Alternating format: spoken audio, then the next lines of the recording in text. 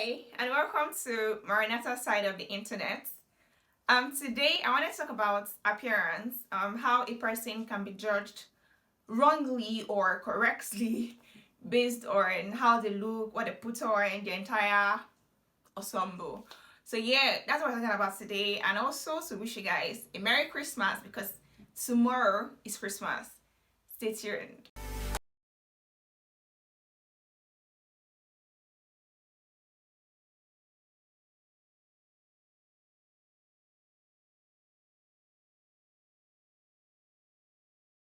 Welcome back to Maranatha Abutu's channel. Today we're talking about appearance. Appearance because I remember that 2020, 2019, there was a whole lot of conversations around judging people by appearances and how they look and all of that, with SARS being at the top of that.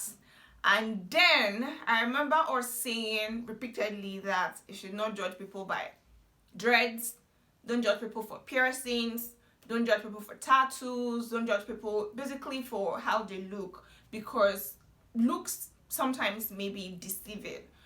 But it's shocking to find out that despite how much the world is moving forward, some Nigerians have repeatedly continued to show that they are stupid. Yeah, I know that people usually form opinions of people from looking in from afar, right? We all do that, whether you like to admit it or not. We all do it. You see a person and you're like, oh, based on this person's lifestyle, this is who and what I think this person is or is capable of doing. First of all, before we go to the appearance thingy, and I remember one of my friends, before he traveled out in 2019, he had come visiting, and prior to that we had a lot of conversations, and he has always been against the idea of having food refrigerated, how he loves fresh foods and all of that. I don't have a problem with that. Honestly, I don't have it. It's people's choices.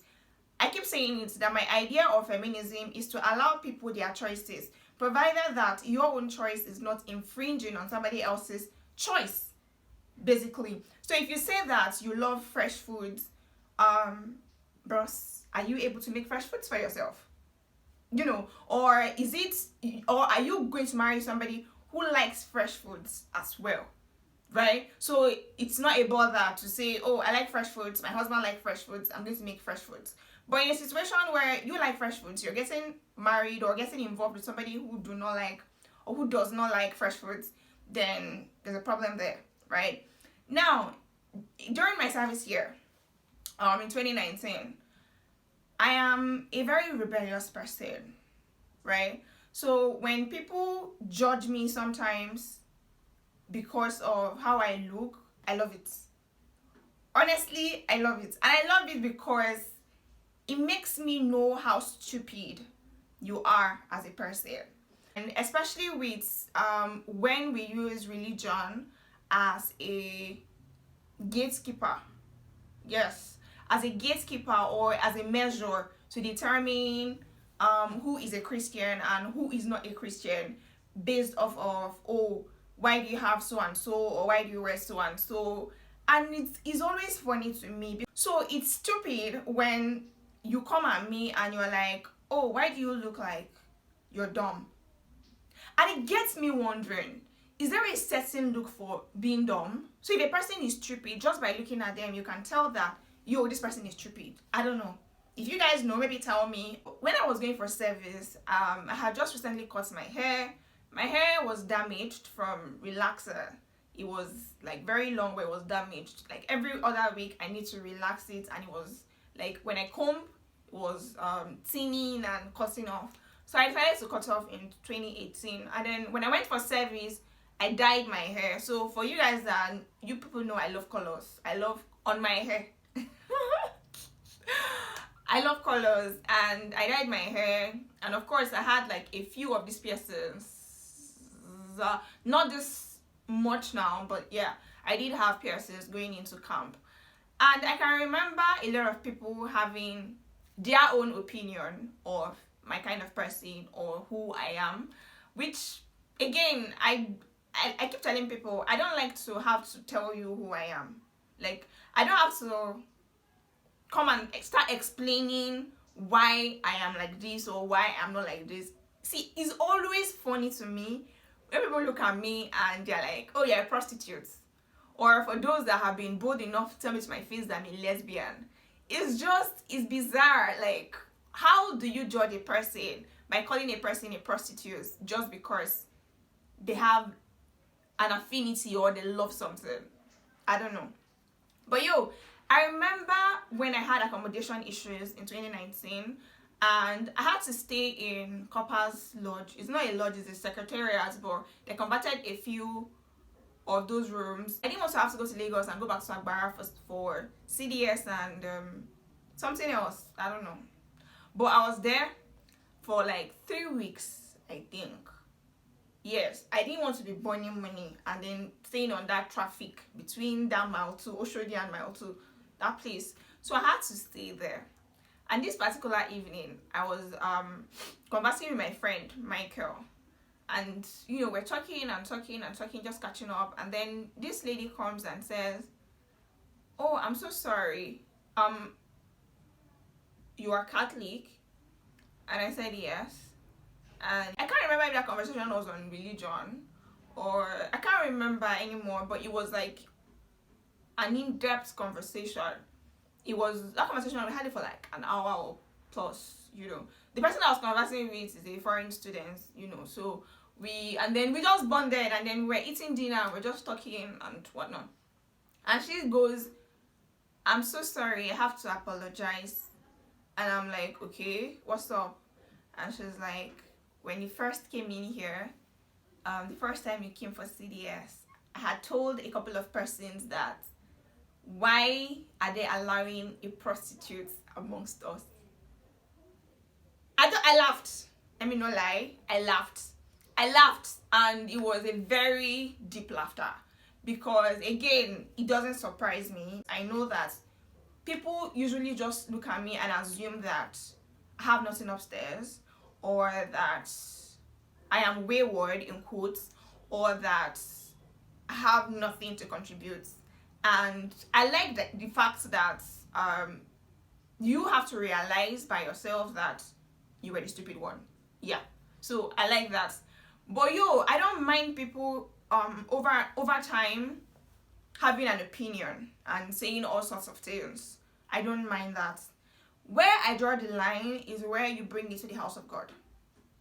So, like my friend who traveled in 2019, who was up for fresh foods and whatnot. He called me last year and is like, I'm so sorry I ever said anything about, you being a lazy woman and having food refrigerated, blah, blah, blah, blah, blah. And I'm like, okay. So because you live in Nigeria, does that mean that your intelligence should be rooted to only Nigeria? I don't know if you understand what I mean. So you have to travel out for you to understand that some things are stupid when you say it. I don't know if you understand what I mean. So I've also had some classmates who have traveled and they were forming SU and all that. All of a sudden they traveled and then I have one piercing. They can now wear designer labeled clothes and all of these things used to be, oh, why you so why you vain, or why you trying to be this, why you trying to be that. And I'm like, this doesn't have anything to do with Christianity. Where it becomes a problem is where again it becomes like your idol, like something you're worshiping. And so it beats me when I went to church and you know how a person looks at you or says something to you and you know for sure that this is where their mind is at. So apparently they're saying that I am not Christian enough because I have a lot of piercings. So to correct you, this is not the Catholic Church saying this.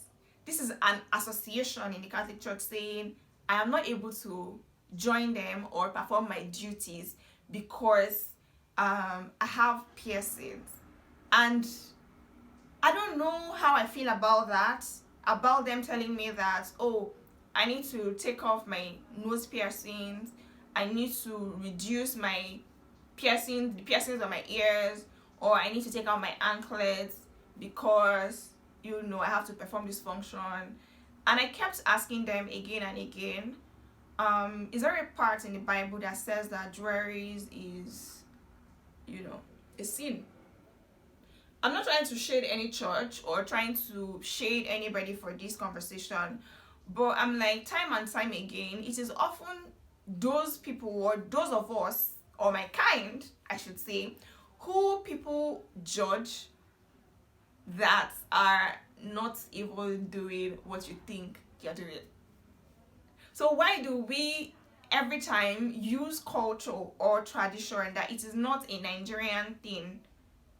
Now, I think I made up my mind that I'm not going to argue this with anybody. Neither am I going to bring up scriptures in the Bible that says this and says that. Same thing for when people say people don't tie their hair to church and all that. Again, I'm not going to argue with anybody, but I'm going to say that religion is a personal thing for everybody. And in as much as I can worship God, I can wear church trousers to church itself, but in order for me to join the association, you're having to give me all of these conditions. I don't think it's worth it. I don't know. That is just how I feel. But again, this video is just to tell you guys that often and often and often again, the people that you think are dumbasses, or the people that you think are sinners, because in my conversation with them, I said, okay, so in retrospect, you have classified me a sinner, not worthy of you guys, whereas you do not condemn yourself for these certain things that you do. So the idea of this video is to say that we need to stop it. If you're saying that federal government should stop harassing people for how they look or how they dress, with it not having anything to do with their profession or them being fraudsters or prostitutes and whatnot, then as a church, we should stop doing that. If people are allowed to be in the house of God to worship God, allow them to come in the form that they best express themselves. But again, this is just me.